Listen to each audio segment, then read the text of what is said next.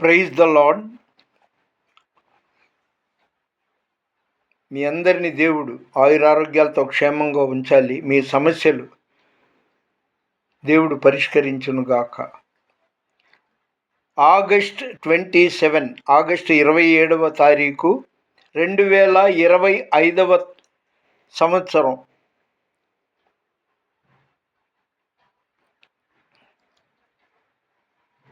ఈరోజు దేవుడి వాగ్దానం జకర్యా 11వ అధ్యాయం 5వ వచనం. మాకు ద్రవ్యము దొరుకుచున్నది, యెహోవాకు స్తోత్రము. నిదానంగా మీరు చదువుకోండి. ఇప్పుడు చెప్పబోయే సబ్జెక్ట్ ఏంటంటే, దేవుడు ఎవరు? ఆ దేవుడికి 2 కొమ్ములు, ఓ తోక ఉంటుందా? లేకపోతే గుర్రం రూపంలో ఉంటాడా? బర్రె రూపంలో ఉంటాడా? ఇవన్నీ అప్రస్తుతం. పరిశుద్ధ గ్రంథమైన బైబిల్లో క్రైస్తవుల యొక్క విశ్వాసం ప్రకారం వినుట వలన విశ్వాసం కలుగును, తినుట వలన రుచి తెలియను, దిగుట వలన లోతు తెలుస్తుంది. కాబట్టి క్రైస్తవులు అంటే వాళ్ళు మానవ మాత్రులే. ఒకప్పుడు నేను కూడా విగ్రహారాధికుడిని, అన్య దేవతల్ని పూజించిన వాడిని. సత్యం తెలుసుకున్నాను. నేనే మార్గము, సత్యము, జీవము అని చెప్పిన యేసుక్రీస్తు ప్రభువే దేవుడు, ఆయనయే యెహోవా. అంత లోతుగా నేను విడమర్చి చెప్పడానికి టైం చాలదు. కాబట్టి యోహాను సువార్త మళ్ళీ ఒకసారి గుర్తు చేసుకోండి. యోహాను సువార్త 1వ అధ్యాయం 1 నుండి 4 వచనాల వరకు, 4-5 వచనాలు చదివితే, ఆది యందు వాక్యం ఉండెను. మొట్టమొదట భూమికి పునాది వేయకముందే ఆది యందు వాక్యం ఉండెను, వాక్యము దేవుని యొద్ద ఉండెను, దేవుడే వాక్యమై ఉన్నాడు. ఆయన ఈ రూపంలో ఉన్నాడు, ఆ రూపంలో ఉన్నాడు, ఎత్తుగా ఉన్నాడు, సన్నగా ఉన్నాడు, లావుగా ఉన్నాడు, ఇది కాదు. అయితే అదే యోహాను సువార్తలో 4వ అధ్యాయం 24వ వచనంలో, దేవుడు ఆత్మ గనుక ఆయనను ఆరాధించువారు ఆత్మతోనూ సత్యముతోనూ ఆరాధించవలెను. మనం లోకంలో మాట వింటుంటాం, ఆత్మశుద్ధి లేని ఆచారం అది ఎలా, భాండ శుద్ధి లేని పాకమేలా అని. నిజ దేవుడు ఆత్మ అంటే ఆయన కంటికి కనబడడు. కేవలం విశ్వాసంతో నువ్వు ప్రార్థన చెయ్యి. ప్రభువా, దేవాదిదేవా, నువ్వు సృష్టికర్తవంట, నాకు ప్రార్థన చేయడం రాదు, ఎలా ప్రార్థన చేయాలో నాకు తెలియచేయి, మా సమస్యలు ఇది అని నువ్వు కొన్ని రోజుల పాటు అడుగు. ఆ దేవుడి పేరు ఎత్త మాకు, తప్పకుండా ఆయన ఎవరో నీకు బయలుపరుస్తాడు. యోహాను సువార్త 4వ అధ్యాయం 24వ వచనంలో ఇప్పుడు అనుకున్నాం కదా, దేవుడు ఆత్మ గనుక ఆయనను ఆరాధించువారు ఆత్మతోనూ సత్యముతోనూ ఆరాధించాలి అని. అదేవిధంగా నిర్గమకాండం 32వ అధ్యాయం, ముందు నిర్గమకాండం 20వ అధ్యాయం 1 నుండి చదవండి. దేవుడను నేనే, మరి ఏ దేవుడు లేడు. పైన ఆకాశం అందే కానీ, క్రింద భూమి అందే కానీ, భూమి కింద నీళ్ల అందే కానీ దేని రూపము నీవు చేసి కొనకూడదని తేటగా స్పష్టంగా దేవుడు అంటున్నాడు. కానీ మానవుడు ఏం చేస్తున్నాడంటే, వాడు క్రియేట్ చేసుకుంటున్నాడు. వాడికి ఇష్టమైన రూపాలని ఊహించుకొని దానికి ఫలానా దేవుడు, ఇది ఫలానా దేవుడు, ఇది ఫలానా దేవుడు అని ఏవేవో కహానీలు, కథలు, పుక్కిటి పురాణాలు చెప్పుకుంటూ పబ్బం గడుపుకుంటున్నారు. అయితే నిజ దేవుడికి రూపం లేదు. అయితే యేసు ప్రభుగా భూమి మీద వచ్చాడు కంటే అది మీరు నిదానంగా బైబిల్ చదవండి, కొన్నాళ్ళు సువార్తకి వెళ్ళండి, చర్చికి వెళ్ళండి, తెలుస్తుంది. ఇవి నేను చెప్పాలంటే 2 గంటలు కూడా చాలదు, చెప్పగలను. ముళ్ళుని ముళ్ళుతో తీయాలి, వజ్రాన్ని వజ్రంతో కొయ్యాలి అన్న చందాన మానవుల కోసం, అరే మీరు ఇలా జీవించాలి, ఇలా ప్రవర్తించాలి అని తెలియజేయటానికి, వాళ్ళు చేసిన పాపాలు వాళ్ళు అనుభవించకుండా వాళ్ళ పాపాలన్నీ తన మీద వేసుకొని శిలువ మీద రక్తం చిందించి మరణం పొంది మూడవ నాడు సజీవుడైన యేసుక్రీస్తు ప్రభువు మనుష్యావతారధారిగా ఒక్కసారి ఆ అవతారం తప్ప వేరే ఏదే పిచ్చి పిచ్చి అవతారాలు ఏమీ లేదు ఆయనకి. యేసుక్రీస్తు ప్రభువు మనుష్యధారిగా వచ్చాడు 2025 సంవత్సరాల క్రితం. నమ్ముట నీ వలన అయితే నమ్మువానికి సమస్తం సాధ్యం. మీరు నమ్మాలి, విశ్వసించాలి, రూపాయి ఖర్చు పెట్టమాకండి. నిర్గమకాండంలో ఆ మాట ఉంది. నేను 20వ అధ్యాయం 1వ వచనం నుండి చదువుకుంటూ పోతే, నేనే దేవుడను, మరి ఏ దేవుడు లేడు, నేను తప్ప మీకు మరొక దేవుడు ఉండకూడదు, పైన ఆకాశం అందే కానీ, క్రింద భూమి అందే కానీ, భూమి కింద నీళ్ల అందే కానీ దేని రూపము నీవు చేసుకొనకూడదు. మొసలి ఉందండి, భూమి కింద నీళ్ళలో ఏముంటుంది, మొసలి ఉంటుంది. దాని రూపాన్ని ఒక బొమ్మను తయారు చేసే రూపాన్ని చెక్కి దాన్ని ఒక దేవుడు అనుకుంటూ మొక్కితే అది దానికి వినబడదు, కనబడదు. శూన్యంలో మాట్లాడినట్టే నువ్వు. అలాగే భూమి మీద ఏ తేలునో పామునో ఒక రూపాన్ని నువ్వు పేరు దానికి ఏర్పాటు చేసి దాన్ని దేవుడిగా క్రియేట్ చేసి మొక్కితే అది వ్యర్థమే. ఎందుకంటే బైబిల్ చెప్తుంది, రోమా 1వ అధ్యాయం 25వ వచనంలో, సృష్టిని కాదు సృష్టికర్తను పూజించండి అని. సృష్టికర్త దేవుడు. ఆయనే ఈ నల్లుల్ని, బల్లుల్ని, చీమల్ని, బర్రెల్ని, గొర్రెల్ని, ఏనుగుల్ని, ప్రతి దాన్ని సృష్టించింది, నిన్ను నన్ను సృష్టించింది ఆయనే. కాబట్టి సృష్టికర్తని మనం మొక్కాలంట. అందుకే దేవుడు ఆత్మ గనుక కళ్ళు మూసుకొని ధ్యానిస్తూ ఆత్మతో సత్యంతో ఆరాధిస్తే నిశ్చయంగా మీరు అదృష్టవంతులు. నేను చెప్పాల్సింది చెప్తున్నా, దేవుడు ప్రేరేపించిన మాటలు. అదేవిధంగా నిర్గమకాండము 32వ వచనం 4వ వచనం, 32వ అధ్యాయం 4వ వచనం, అక్కడక్కడ కొన్ని ముక్కలే చెప్తున్నా, ఉపోద్ఘాతం లేదు. మోషే, దేవుని దాసుడైన మోషే, అతను దేవుడికి ఎంతో నమ్మకస్తుడు, ఇష్టమైన దాసుడు, సేవకుడు. ఆయన కొండ మీదికి వెళ్ళి దేవునితో 40 రోజులు గడిపెను. ఆ రోజుల్లో ఎక్కడ పడితే అక్కడ మంచిళ్ళు దొరకదు. మనకైతే ఇప్పుడు మినరల్ వాటర్లు, జనరల్ వాటర్లు, కూలింగ్ వాటర్లు అన్నీ దొరుకుతున్నాయి.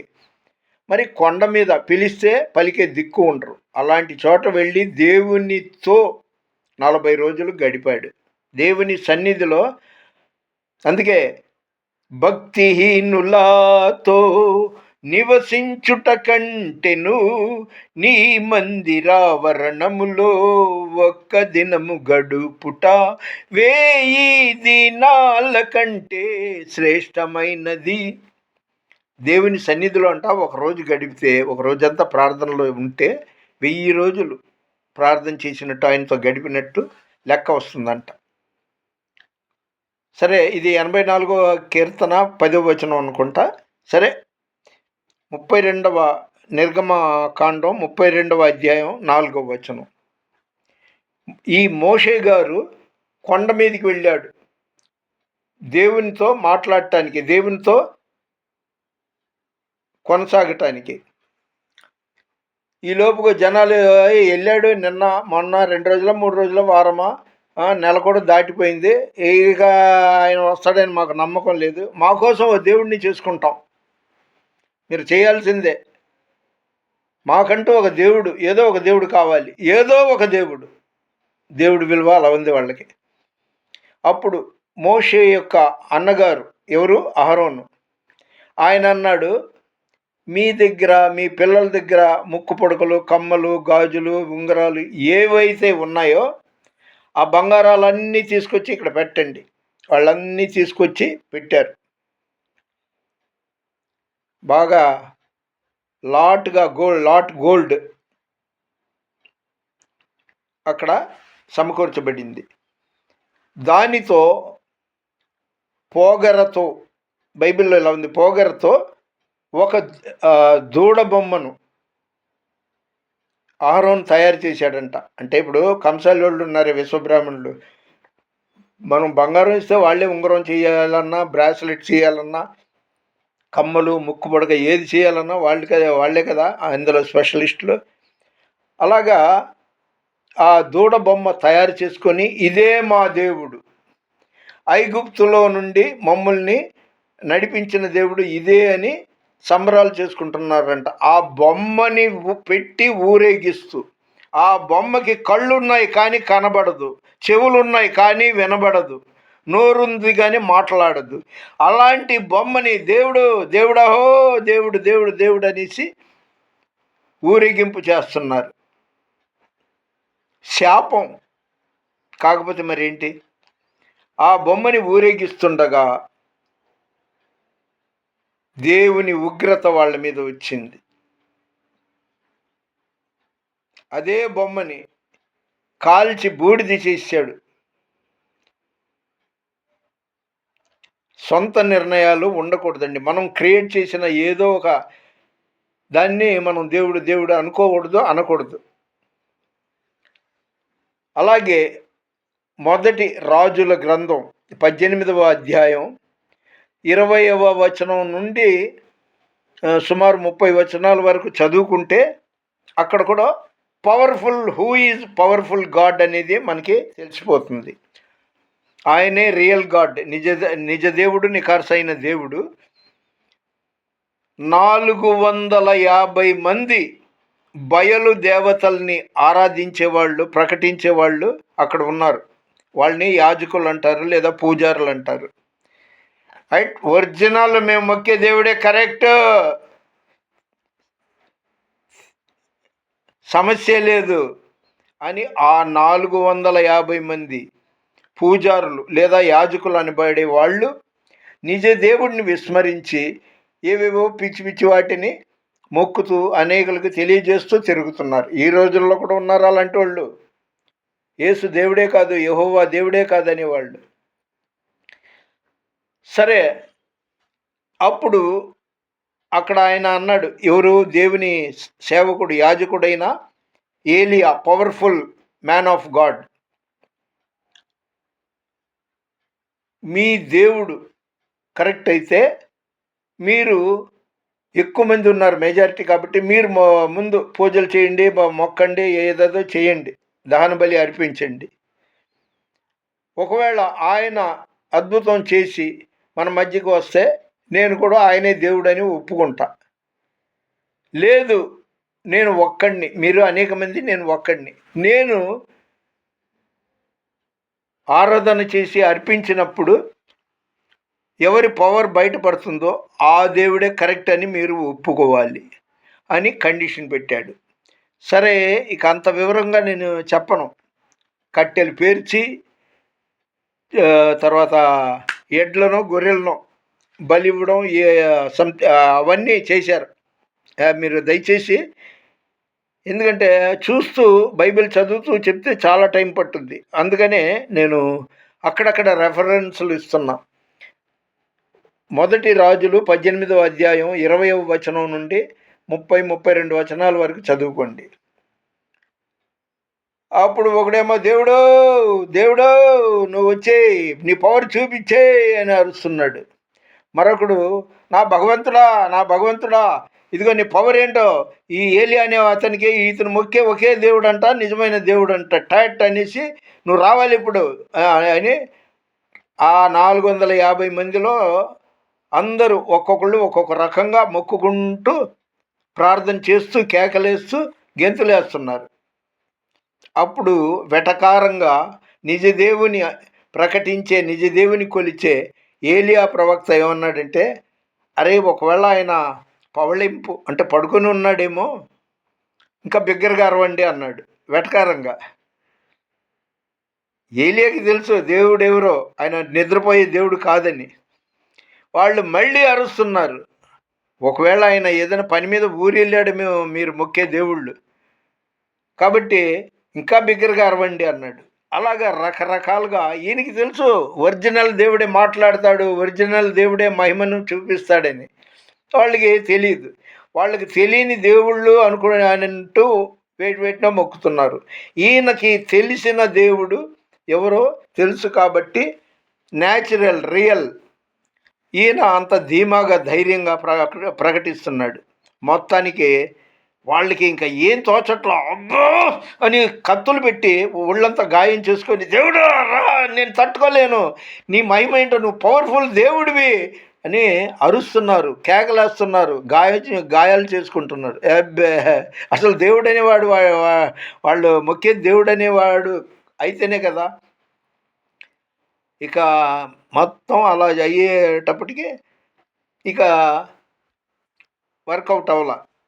అప్పుడు నిజ దేవుణ్ణి ప్రకటించే, నిజ దేవుణ్ణి ఆరాధించే ఏలియా గారు ఒక బలిపీఠాన్ని కట్టి దాని మీద కట్టెలు పేర్చి చుట్టూ కందకం అంటే గొయ్యి, నీళ్లు పోసేంత దాని చుట్టూ నీళ్లు పోశారు.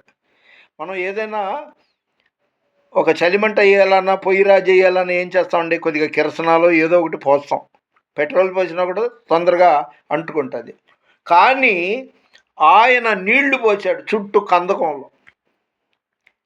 నీళ్లు పోయించి ఆ తర్వాత చేయాల్సిన కార్యక్రమాలన్నీ చేసిన తర్వాత యెహోవా అగ్ని దాని మీదకి వచ్చి ఆ రాళ్ళని కూడా బూడిద చేసి, అంటే ఆ పెట్టిన నైవేద్యాల్ని ఆరగించినట్టు అన్నమాట. దానితో పాటు ఆ నీళ్లు కూడా బూడిద అయిపోయింది. నీళ్ళ చుట్టూ ఉన్న రాళ్ళు రప్పలు అన్నీ కూడా బూడిదగా మారిపోయింది. దేవునికి స్తోత్రం. కాబట్టి తెలియని వాళ్ళు ఏవో బొమ్మల్ని చేసుకుంటారు, కొమ్మల్ని మొక్కుతారు. వాళ్ళ గురించి నేను ప్రార్థన చేస్తున్నా. 1 కొరింథీ 1:18 అనుకుంటా, ఈ లోక జ్ఞానము దేవునికి వెర్రితనంగా ఉంది. వీళ్ళు పిచ్చోళ్ళు ఓ గాడిదని పెట్టుకుని దేవుడు అంటారు, ఓ బర్రెని పెట్టుకుని దేవుడు అంటారు. పిచ్చోళ్ళు రకరకాల బొమ్మలు చేసుకుంటున్నారని. దేవుడికి ఈ లోక జ్ఞానం దేవునికి వెర్రితనం.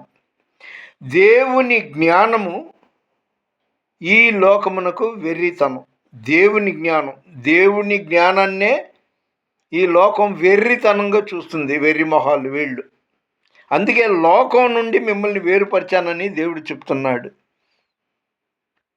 కాబట్టి ఆ నిజ దేవుడిని ఇప్పటికైనా మించిపోయింది లేదు. ఒక మాట చెప్తున్నా, ఈ మాట చాలాసార్లు వీడియోలో కూడా చెప్పి ఉన్నాను. నిజమైన దేవుణ్ణి తెలుసుకోవాలంటే క్యాండిల్స్ అక్కర్లా, అగరవత్తులు అక్కర్లా, మీ హృదయాన్ని అర్పించి మోకరించి యేసు ప్రభువా, యెహోవా దేవా అనకుండా, దేవా నాకు ఈ సమస్య పరిష్కారం చేయి, ఈ రోగం నుండి నాకు స్వస్థత ఇవ్వు, నిజ దేవుడు ఎవరో నువ్వు నాకు కనపరచు, నాతో మాట్లాడనేసి ప్రార్థన చేయండి. ఎందుకంటే నిజ దేవుడిని తెలుసుకోవాలి అంటే, జనాలు యేసు దగ్గరికి రావాలంటే, మీ సమస్యలకు పరిష్కారం నేనే మార్గము, సత్యము, జీవమని చెప్పిన యేసు వద్దకి రండి. యేసు వద్దకి రావాలంటే మీకు జబ్బైనా రావాలి. ఎందరో డాక్టర్లకి వేలాది రూపాయలు కుమ్మరిచ్చి ప్రయోజనం లేదు. కానీ పరమ వైద్యుడు యేసు వద్దకు వచ్చి మీకు స్వస్థత ఇచ్చే దేవుడు, సర్వ సంపదలు ఇచ్చే దేవుడు ఆయనే. కాబట్టి మీరు ఇప్పటికైనా నిజం తెలుసుకోండి.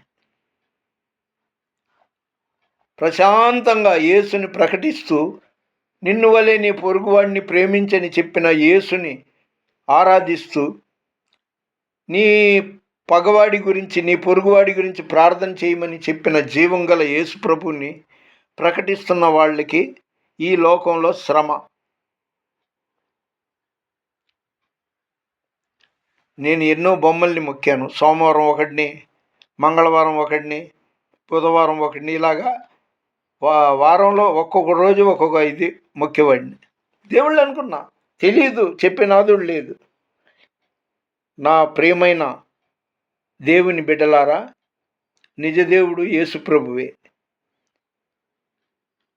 ఆయన గురించి కొరింథీయుల్లో ఉంది, తీతు 2వ అధ్యాయం 13వ వచనంలో ఉంది, కీర్తన 95వ అధ్యాయం 3వ వచనంలో ఉంది, చాలా చోట్ల ఉంది యేసు ప్రభువే నిజ దేవుడని.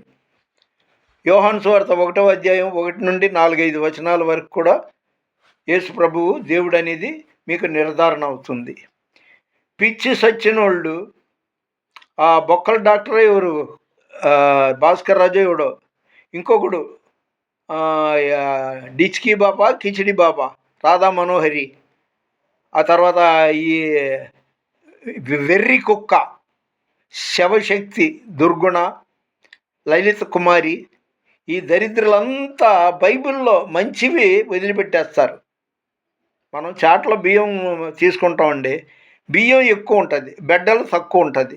అలాగే ఈ తక్కువ నాయాళ్ళు ఈ నిజ దేవుడిని విమర్శిస్తూ తిడుతూ నల్ల అట్ట పుస్తకం అని బైబిల్ని వక్రీకరించి మాట్లాడుతూ క్రైస్తవుల్ని దూషిస్తూ చేస్తున్నారు. వాళ్ళని దేవుడు క్షమించి సన్మార్గంలో వాళ్ళందరినీ, ఆ మతోన్మాదులందరినీ నడిపించునుగాక.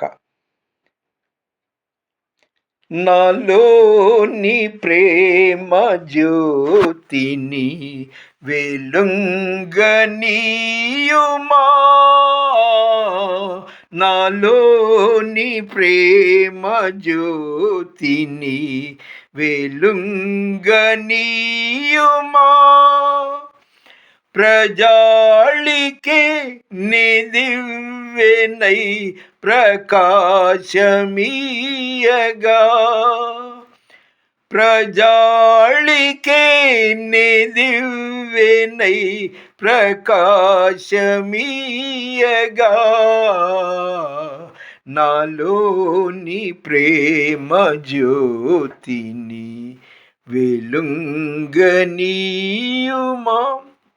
అన్నట్టు ఆగస్టు 27వ తేదీ 2025వ సంవత్సరం ఈరోజు పొద్దున్నే నుండి భారీగా కుంభవృష్టి, భారీ వర్షాలు పడుతోంది. నేను అనుకుంటాను ఇది దేవుని ఉగ్రత ఏమో అనుకుంటున్నాను. ఈ వీడియో యూట్యూబ్ ద్వారా కానీ, వీడియోగా కానీ, స్టేటస్ ద్వారా కానీ, ఫేస్బుక్ ద్వారా కానీ చూస్తున్న మిమ్మల్ని, మీ కుటుంబాల్ని నిజ దేవుడు యేసు నామములో మిమ్మల్ని ఆయురారోగ్యాలతో క్షేమంగా ఉంచి నిజ దేవుడు ఎవరో తెలుసుకునే అదృష్టం మీకు అనుగ్రహించునుగాక. యేసు నామములో దేవుడు ఈ కొన్ని మాటలు దీవించునుగాక. మన వినికిడిలో దేవుడు ఈ కొన్ని మాటలు దీవించునుగాక. దేవుని పరిచర్యలో మీ Ratnam Francis. God bless you. Please దయచేసి లైక్ చేయండి, షేర్ చేయండి, సబ్స్క్రైబ్ చేయండి. హల్లెలూయా.